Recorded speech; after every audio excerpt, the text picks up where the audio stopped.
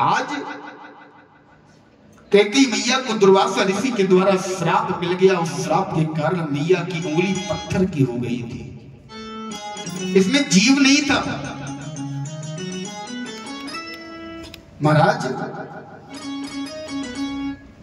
ये उंगली पत्थर की हो गई थी तो कैकेयी मैया ने तुरंत अपनी उंगली लगा दी।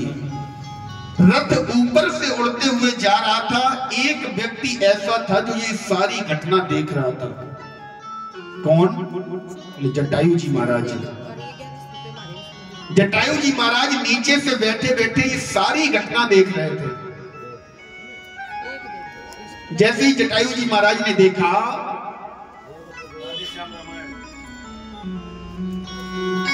जैसे ही जटायु जी महाराज ने देखा,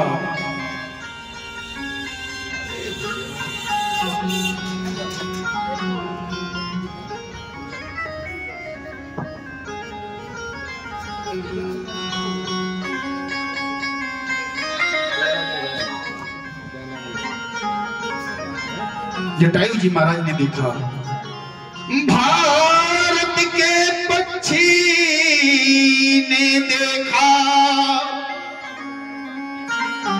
कि रथ तो ये गिर जाएगा और जो भी बैठा होगा इसमें तत्काल भस्म हो जाएगा। जो भी बैठा होगा इसमें तत्काल भस्म हो जाएगा।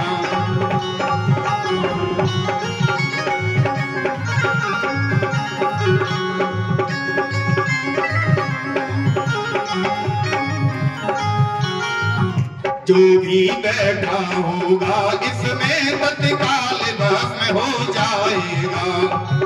बैठा होगा इसमें तत्काल भस्म हो जाएगा। जो भी बैठा होगा इसमें तत्काल भस्म हो जाएगा। जो भी बैठा होगा इसमें तत्काल भस्म हो जाएगा। महाराज जटायु जी महाराज ने देखा ये रथ का पहिया जिसकी धुरी निकल गई है, एक महिला अंगुली लगाए हुए है, ये अंगुली कट जाएगी। क्योंकि जटायु जी महाराज नहीं जानते हैं ये अंगुली का रहस्य क्या है। भारत के पक्षी ने सोचा अपनी मर्याद निभाऊंगा, इस बैठी हुई आत्मा को मैं जीवन दान दिलाऊंगा। इस बैठी हुई आत्मा को मैं जीवन दान दिलाऊंगा। इस बैठी हुई आत्मा को मैं जीवन दान दिलाऊंगा। इस बैठी हुई आत्मा को मैं जीवन दान दिलाऊंगा। महाराज तुरंत जटायु जी महाराज ने उड़ान भरी और उड़ान भरकर कहां पहुंचे? सीधे पहुंच गए उसी रथ के पास और रथ को अपने पहियों पर रख लिया।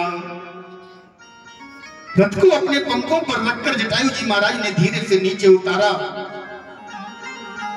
दशरथ जी को जब सारा वृत्तांत सामने आकर पता चला, दशरथ जी ने हाथ जोड़कर कहा, प्रभु आपने हमारे प्राणों की रक्षा की, आप हमारे लिए विधाता बन गए। हे पक्षी राज जटायु, एक काम करो, आप हमसे कुछ वरदान मांग लो। जटायु जी ने कहा, स्वामी राजन, हमें कुछ आवश्यकता नहीं है, हम तो एक पक्षी ठहरे। लेकिन जटायु जी महाराज को उस समय एक प्रेरणा हुई। जटायु जी महाराज ने उस प्रेरणा के चलते एक बात, एक गूढ़ वक्तव्य दशरथ जी से कह दिया। राजन, अगर तुम कुछ देना चाहते हो, वैसे मेरी मांगने की कोई इच्छा नहीं है, मेरा मांगने का कोई विचार नहीं है, परंतु अगर तुम कह रहे हो कि मैं तुम्हें कुछ देना चाहता हूं, तो राजन मेरा भाई संपाति मुझे छोड़कर पहले ही कहीं चला गया है।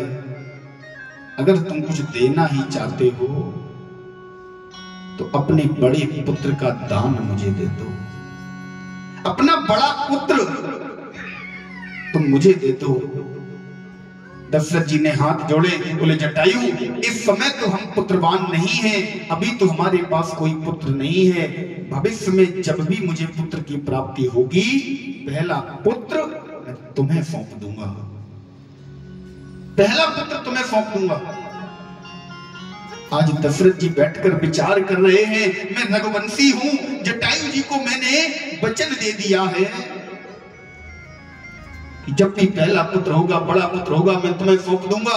जटायु जी को वचन दिए बैठा हूं, मुझे लगता है मेरे कुल पर कलंक लग जाएगा, ऐसा वचन मैंने दे दिया।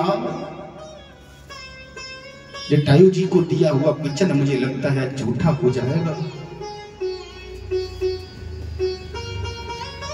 मेरे कुल की आन है। रघुकुल रीति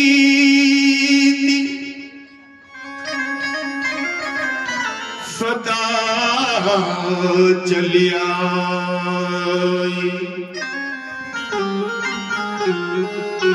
प्राण जाए पर बचन न जाए। मुझे लगता है आज दशरथ के कारण मेरे पूर्वज रघु की इस नीति पर कलंक लग जाएगा कि दशरथ जी जटायु को दिया हुआ अपना एक वचन नहीं निभा सके। आज दशरथ जी उसी बात को विचार करके बोले, यही विचार भूपति मन माही, भूपति मुनि माही, विचार भूपति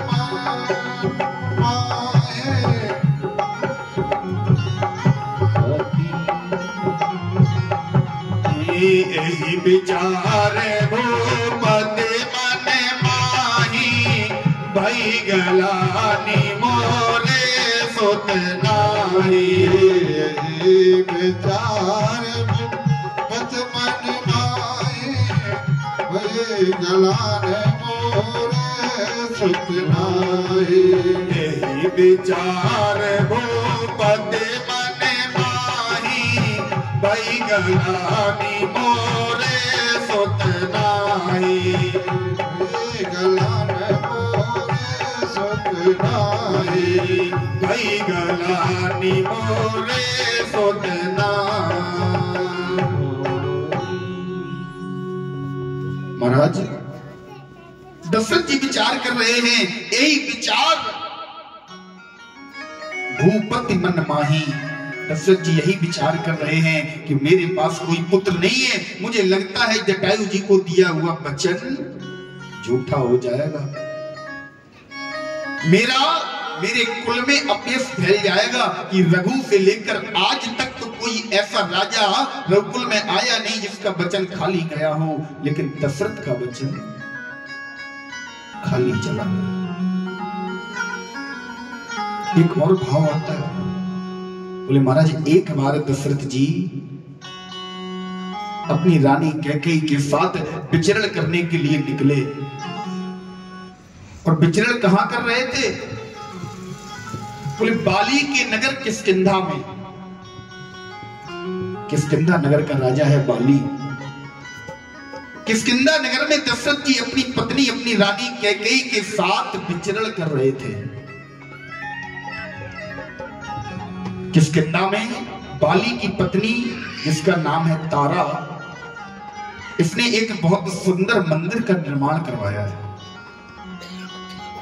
उस मंदिर में एक शर्त रखी गई है कि जो भी व्यक्ति, जो भी पुरुष, जो भी देवता या कोई राजा अगर इस मंदिर में प्रवेश करेगा तो उसे बाली से युद्ध करना पड़ेगा।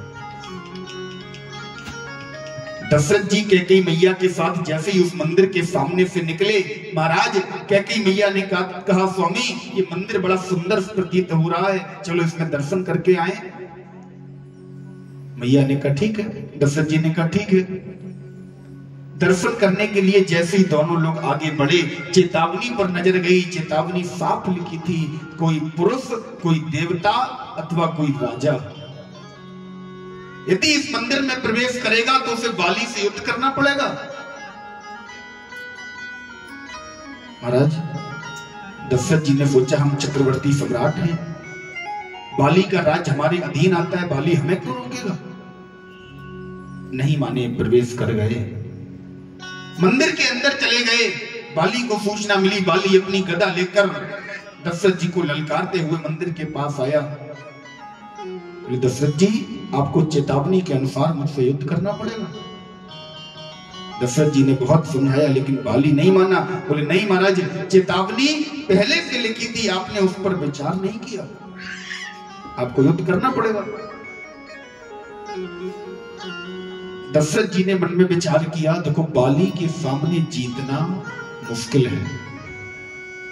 बाली को वरदान प्राप्त था, जो भी इससे युद्ध करेगा उसकी आदि शक्ति बाली के पास आ जाएगी।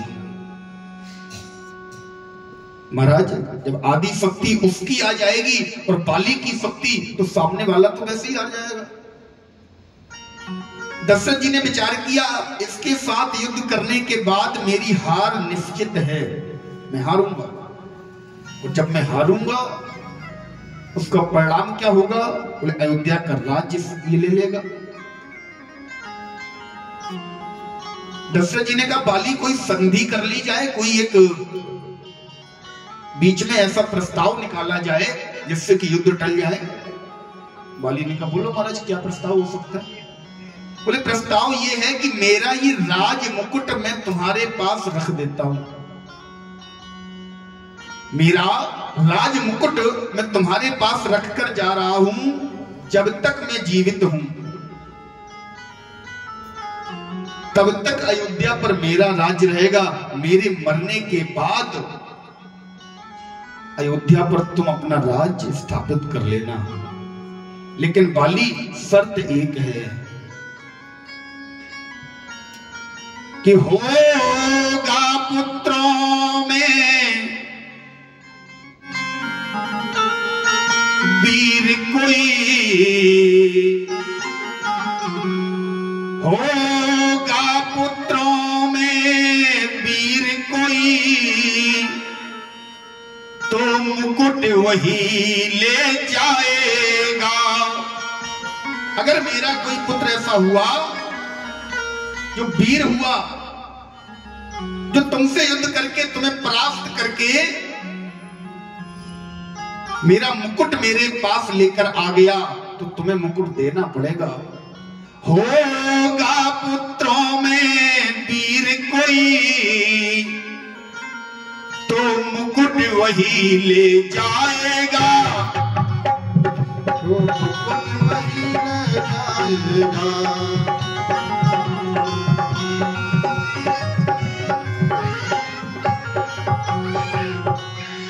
होगा पुत्रों में वीर कोई, तो मुकुट वही ले जाएगा। और बाली तुमसे रण मैदान में प्रतिशोध पूर्ण हो जाएगा, प्रतिशोध पूर्ण हो जाएगा।